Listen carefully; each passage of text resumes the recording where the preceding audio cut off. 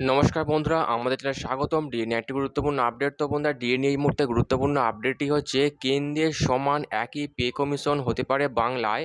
DA নিয়ে দুর্দান্ত update নবান্নের তরফ থেকে। তো বন্ধুরা, ডিএ নিয়ে বিভিন্ন সময় সংঘাত দেখে আসছি, তো এই মুহূর্তে আপডেটটি উঠে আসছে একই পে কমিশন হয়ে গেলে কেন্দ্রের সমহারে ডিএ দেওয়া সম্ভব রাজ্য সরকারি কর্মীদের। তো বন্ধুরা, ডিএ সংক্রান্ত আপডেটটি নিয়ে আমরা স্টেপ বাই স্টেপ আলোচনা করব। তো অবশ্যই আপনারা ভিডিওটি স্কিপ না করে অবশ্যই পুরোটা দেখবেন। তো তার আগে বলে রাখি, যে সকল বন্ধুরা আমাদের চ্যানেলে নতুন, আমাদের চ্যানেলটি পাশে সাবস্ক্রাইব বাটন, সাবস্ক্রাইব করার পর পাশে যে বেল আইকন সেটিও প্রেস করবেন। লেটেস্ট ভিডিও আপডেটগুলি সবার আগে পেয়ে যাবেন। দেখে নেব আজকে ডিএ সংক্রান্ত গুরুত্বপূর্ণ আপডেটটি। তো বন্ধুরা, আমরা বহুদিন ধরে দেখে আসছি পশ্চিমবঙ্গের সরকারি কর্মীরা কেন্দ্রীয় হারে ডিএর দাবিতে শহীদ মিনার চত্বরে এখনও পর্যন্ত আন্দোলন চালিয়ে যাচ্ছেন দিনের পর দিন, কিন্তু কোনো রকম সমাধান সূত্র বের হচ্ছে না। এমনকি মুখ্যমন্ত্রী অর্থমন্ত্রীকে বারংবার ডিএ বৃদ্ধিনে চিঠি দেওয়ার সত্ত্বেও কোনো রকম উত্তর আসেনি। এমনকি দিল্লির যন্তর মন্তর আন্দোলন চালিয়েও কোনো লাভ হয়নি। যেখানে আমরা দেখেছিলাম কলকাতা হাইকোর্টের তরফ থেকে রাজ্যকে বলা হয়েছিল সমস্ত সরকারি কর্মীদের বকেয়া ডিএ মিটিয়ে দেওয়ার জন্য, কিন্তু সেই রায়কে অগ্রাহ্য করে সুপ্রিম কোর্টের দ্বারস্থ হয়ে রাজ্য এবং যেখানে ডিএ মামলা দাখিল করে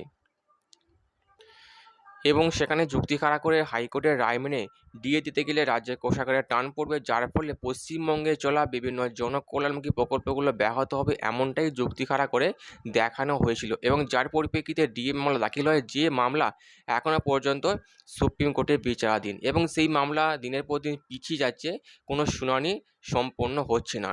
এর ফলে ক্রমশ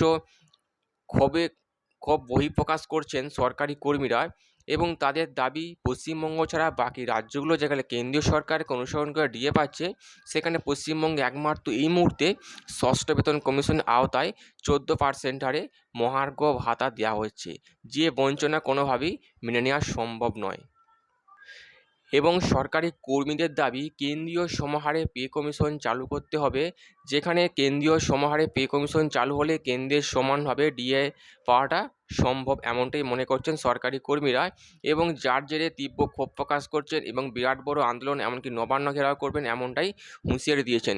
এই পরিপ্রেক্ষিতে দাঁড়িয়ে মুখ্যমন্ত্রী অর্থমন্ত্রী নবান্ন ইতিমধ্যে আবারও বৈঠক সাজাচ্ছেন ডিএ নিয়ে, যে সরকারি কর্মীদের মান ভাঙাতে এবং সামনে ভোট, সেই সমস্ত কথাকে মাথায় রেখে মুখ্যমন্ত্রী অর্থমন্ত্রী আবারও পে কমিশনের দিকে চিন্তায় মিটিং করছেন। এই মুহূর্তে যে আপডেটটি উঠে এসছে সংবাদ মাধ্যম, পত্রিকার মাধ্যমে। তো বন্ধুরা, বিশেষজ্ঞ মহল মনে করছেন এইটুকু আশা রাখতে পারি খুব শীঘ্রই নতুন করে পে কমিশন জারি হবে এবং সেই সঙ্গে ডিএ বৃদ্ধি হবে। এর ফলে উপকৃত হবেন সরকারি কর্মী এবং পেনশনভোগীরা। তো বন্ধুরা, এই ছিল ডিএ সংক্রান্ত গুরুত্বপূর্ণ আপডেট। কেমন লাগলো কমেন্ট করবেন, লাইক করতে ভুলবেন না। পরবর্তী আপডেট পাওয়ার জন্য আমার চ্যানেলটি সাবস্ক্রাইব করে রাখবেন। থ্যাংক ইউ বন্ধুরা, ভিডিওটি দেখার জন্য।